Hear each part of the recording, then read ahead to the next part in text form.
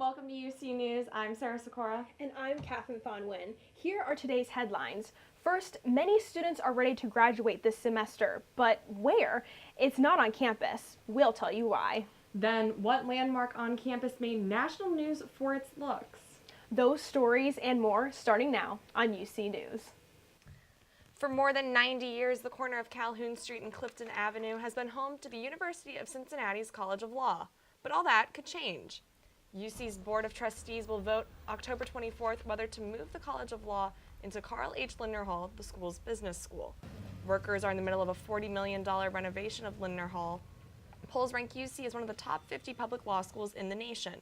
The Board of Trustees hopes more students will enroll in the law school if it's in a better facility. And if the trustees approve construction for the new building, it will all start in the fall of 2019. Another construction project is in the works to help students. An Indiana developer is helping tackle the housing shortage that forced some students this fall to live in hotels instead of dorms. Trinitas developers will convert the old Deaconess Hospital on Clifton Avenue into more than 350 apartments.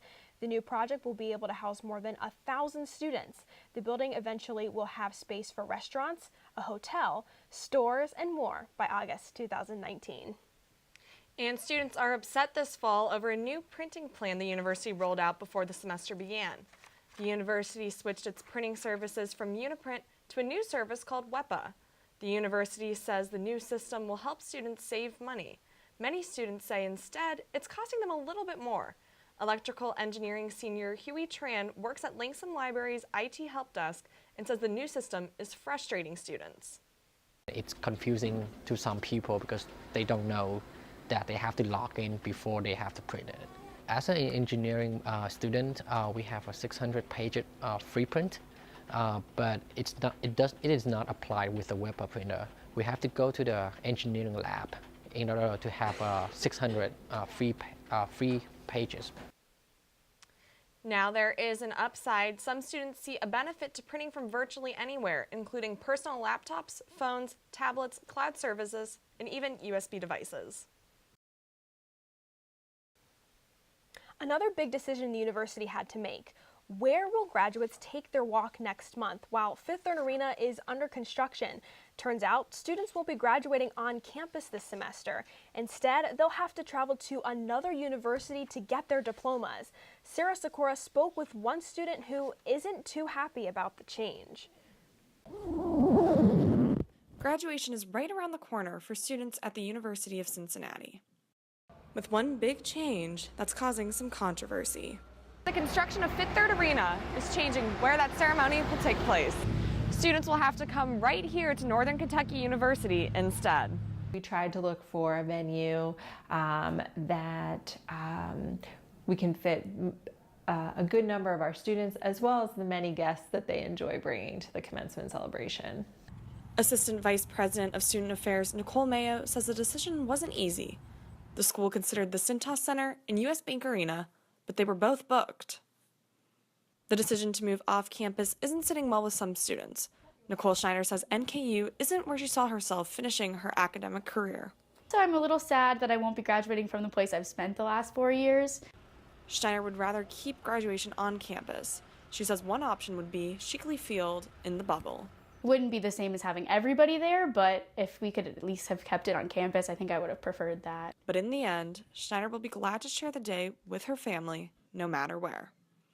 Sarah Sikora, Bearcast Media. Now, Nicole isn't the only one graduating this semester. Sarah, you're graduating and I am as well. What do you think about this? I'm right there with Nicole. I wish graduation was going to be held on UC's campus, but you know, what are you going to do? I'm upset too. And with the end of the semester right around the corner, so are the holidays. But everyone's favorite holiday to pick out isn't always about the food. For some people, it's about a race. Anne Olamiju is in the studio with more information.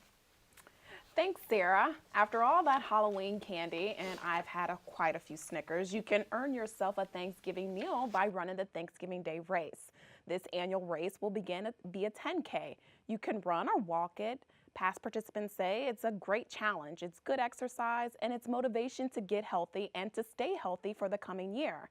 The race will start at Rosa Parks Avenue through downtown Cincinnati to Newport, then Covington, and back to Cincinnati to finish the 6-mile loop. You can find training tips and register for the race at ThanksgivingDayRace.com. Back to you, Sarah. Thanks, Anne. And there are lots of excitement for on campus for FC Cincinnati and a big win this year. Adam King will have the rest of the day's sports when we come back. Welcome back to UC News. Now, Adam, FC Cincinnati had quite the season this year. Can you talk to me a little about what's going on with the team? Yeah, you know, FC Cincinnati made the USL Cup playoffs last year in their very first season, and they struggled this year to repeat. They had a rough last regular season in USL play, but just like last year, this young soccer club went one and done in the USL Cup playoffs, losing 3-0 on the road to the Tampa Bay Rowdies. And with the loss, the club's second season came to an end, but not before more history was made. FC Cincinnati made an improbable and historic run to the semifinals of the US Open Cup and broke their own attendance record for a regular season game. And now they wait for a decision on who the last two expansion teams will be into the Major League Soccer club in December. Oh, Cincinnati Magic named the Bearcats got to sing the alma mater loud and proud in Miami this year as they took home the Victory Bell Trophy for the 12th straight year in dramatic fashion. Junior Malik Clemens returned an interception 14 yards for a touchdown with only a minute left to give the Bearcats a 21-17 lead. A close game in a rivalry dating back to 1888, and now it's been renewed, but with a twist. The Bearcats and the Redhawks extended the Victory Bell series through 2029, but Paul Brown Stadium will now play host to the vintage rivalry game every 4 years. Many believe this will give the Bearcats an advantage. Next year's game will be the first of the games played at Paul Brown Stadium. It'll be on September 8th. On to them basketball Bearcats, and they've begun their season at NKU Arena pretty full for the first game.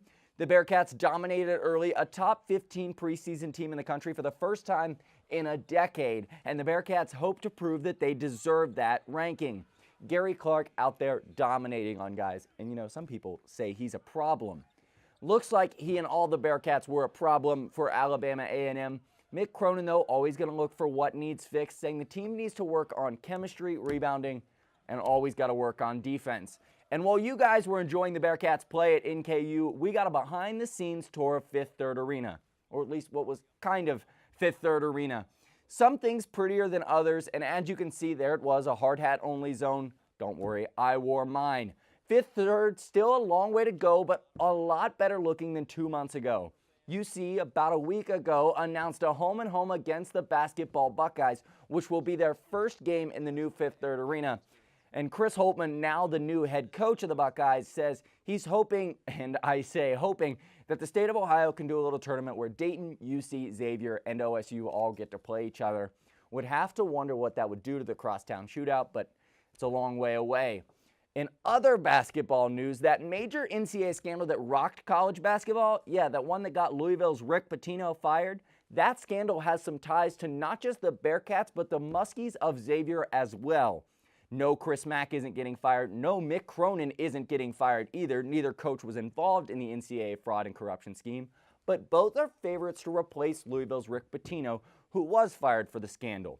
Cronin was an assistant to Pitino before he became the head coach at Cincy, and who better to replace Pitino than a former assistant having big success as a head coach, Coach Chris Mack on Xavier, although is a favorite, even though his Northern Kentucky's house is up for sale. Some say it's just because he doesn't like the hardwood. Louisville named David Pagano interim head coach shortly after Pitino was fired. Kind of a crazy, crazy scandal there. Yeah, and you actually even got to talk with Chris Mack about this corruption, right? Chris and I talked, and I said, how bad do you think college basketball is? Do you think it's a widespread thing? And he said he only thinks about 5% of the teams are doing something wrong. The rest of the 95 are doing it right and just getting scolded. Yeah, thank goodness it's not happening at UC. Thank you so much, Adam, for sharing everything that has happened this season. We'll have more when we come back. With Veterans Day behind us, did you know that there are more than 2,000 student vets on campus? Freshman nursing student Evan Terry served in the U.S. Army for 9 years. He deployed to Afghanistan twice as a medic. Terry's GI Bill benefits pay for his tuition, books, and he gets a monthly housing allowance. That all sounds great, but Terry says he still wasn't prepared for the finances of being a student. But I think a lot of soldiers assume that it's going to cover everything that their regular paycheck in the military did, and that's just not true. So I do work part-time, and that helps, but I also live within my means. Terry says his transition has been smooth with the support of his family. Junior year of college, you're looking for jobs and getting ready to graduate, but about 100 women here at UC are dealing with something else, something that will shape their college experience and their lives forever. Catherine Thanwin has the story. I do remember walking home on my own and not knowing where I was, and not having any idea what happened. I remember being in pain but not really knowing why. I remember just wanting to go back to sleep. It all started as a fun night with friends during Welcome Weekend 2 years ago. University of Cincinnati junior Jennifer Shoei says that she doesn't remember it all because at some point she blacked out. Her friends say that a man repeatedly asked her to walk her home, but instead took her to his place and had sex with her while she was unconscious. I don't even recognize the person that I was anymore. It kind of just killed every single good thing about me, every single good thing that I've ever felt. Jennifer is not alone. UC statistics show almost 100 reports of sexual assault and harassment on campus the year of her attack. Those crimes include forcible sex offenses, domestic violence, dating violence, and stalking, more than 70 of them on campus and in residential halls. Jennifer took the brave step of reporting her assault, but she was met with difficulties at every turn. But I did feel some sort of interest in going forward with the university process because there was something in me that said that he should not be on campus. The Title IX offices on campus help students like Jennifer. The university also provides professional counseling, known as CAPS, to students at no extra cost. In Jennifer's case, how the university handled her report ended up in court. Both she and her rapist sued UC. Instead of the 60 days it was supposed to take to get through the process, it took 8 months. I didn't feel safe. I wasn't paying attention to what the professors were talking about. I was paying attention to what the heck just happened to me. I need the UC administration to genuinely want to help survivors and not just want a better image in the public eye. Jennifer says she hopes the university learns from what happened to her so that they can handle the next time better. Catherine Thanwin, UC News. The price to park your car at meters in Cincinnati is going up. The city has increased parking rates in 15 neighborhoods, one of them right here in Clifton. The price went up from 50 cents an hour to 75 cents an hour. It's a cost UC student Daly Scott says will affect where she parks for class. At this point, I think I just park at the garage that's right next to my building instead of parking at a meter and then having to walk. It's going to be about the same price, so might as well just pay for the convenience. The meter increases are part of the city's solution to fix budget problems. And another big budget concern in the city is how to help the growing number of heroin addicts. Ann Olamiju takes a closer look into one man's struggles with heroin and how he now brings hope to others. So I grew up in a drug culture. Cody Jones never thought he would become a heroin addict. I started using drugs when I was like 12. Like many other heroin addicts, Jones started off with prescription drugs. Then he moved to heroin. I got addicted to pain pills first when I was 18, and then eventually the supply runs out or it becomes too expensive and then someone's like, hey, you can do this and it's cheaper and it gets you way higher. Jones tried to stop. He went in and out of rehab, but it never stuck. Then a Hope Over Heroin rally in 2014 changed his life.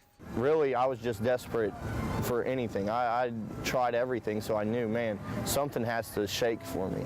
So I was willing to do whatever it took. Cody says the rally taught him to fight addiction with prayer and faith. He wants young people to know help is out there. There's hope for UC students dealing with heroin. They can walk into the Wellness Center and be directed to many resources the campus has to offer. Sarah Blanton is the program coordinator here at the Wellness Center. If they come to us and they disclose that, we would refer them to resources like UHS, University Health Services, or CAPS, the Counseling and Psychological Services, to get them the resources that they need. Blanton says students who overdose on campus don't get in trouble. The university offers them amnesty. If a student is under the influence of a substance, if they call for help, or if someone calls for help for them, and they stay with them, they will not face any legal troubles. Jones is clean now and works as a house manager for the Heritage House, a men's rehab center just 5 miles from campus. He helps addicts rebuild their character. When you walk on a college campus, you look at everyone and everyone looks like their life is okay. I know deep in my heart is that everyone that walks these streets is dealing with something. But he knows whatever the issue, someone is here to help. Anna Lamiju, Bearcast News. What an amazing story. It's awesome to see Cody moving on after this and working through it. Right, and you know, I think stories like this, hopefully his story can maybe inspire some other people out there. We'll be right back. Welcome back to UC News. A community-owned grocery store sounds like a great idea, but is it a business model that can work? Eric Backey tells us more. Well, I mean, I really like it. Kelsey Kaiser is a senior at the University of Cincinnati and an occasional shopper at Clifton Market. She likes the fresh produce and thinks the store is cute. I really like the quality and the products and stuff. I like the atmosphere, but the one thing is it's kind of overpriced, so that's kind of a bummer. When Kelsey shops, the store is quiet, the lines are short, and customer help is easy to find. But this isn't a good thing for the store. Business is hurting. The community-owned store is bringing in only half the money owners expected each week. They're running out of money. Now, we tried to set up an interview with the store manager for more than 2 weeks, but they unfortunately never showed up. But in other media, manager Keith Brock has said that he's still optimistic things will turn around. But he's fighting Cincinnati grocery juggernaut Kroger, which just opened up a new store nearby. Students like Kelsey find Kroger to be just as convenient and less expensive. Like I said, I think the prices are a little too high for college students. I think the only reason that college students shopped here before was because Kroger wasn't open yet. All this has the Clifton Market Board of Directors up in arms. They're meeting and trying to plan a way to keep shoppers like Kelsey coming back here instead of down the road at Kroger. Eric Backey, Bearcast News. And an early October weekend in Cincinnati wouldn't be complete without a little celebration. Ludlow Avenue has turned into a lively arts district all weekend long for Clifton Fest. For a neighborhood already defined by art, one look at Clifton this weekend could seem ordinary, but a closer look and it becomes clearer the sidewalk chalk art and jazz music could only mean Clifton Fest. Years ago, the trendy gathering was just for the neighborhood of Clifton, and outside guests weren't welcome. But the event became so popular, organizers opened it up to everyone. Amy Hoptry has been a vendor at the festival more than once and marks her calendar every year to make an appearance. Anytime you have a community event like this where it's going to draw people in that live locally, it just gives you more of a feeling of community and community pride. Art really isn't your thing? Don't worry, Clifton Fest offers plenty when it comes to food, like chips and salsa and building your own bowl at Bridges. Ludlow Avenue closes all weekend long for the festival. The University of Cincinnati's College Conservatory of Music is celebrating its 150th season this year. It's all happening here at CCM's Mary Emery Hall. The celebration continues into the spring with 8 performances like Hamlet and Jesus Christ Superstar. You can find more information on CCM's college website. You can also catch guest artists, off-campus concerts, and an alumni showcase. And finally tonight, we've all heard that beauty is in the eye of the beholder, But one design magazine says a building right here at UC is just flat out ugly. Crosley Tower topped Architectural Digest's list of ugliest university buildings. The magazine even went as far as saying the 16-story building looks like a Disney villain's lair. The university built Crosley Tower in 1969 as a concrete beacon to a UC alumnus who owned Crosley Radio Company. I can't believe we have a really ugly building. I mean, to me, it's always looked like the prison in Harry Potter. So that's all I think about when I look at it. No, it absolutely does. Thank you so much for watching. I'm Katherine Thon-Win. And I'm Sarah Sikora. Have a great day, Bearcats.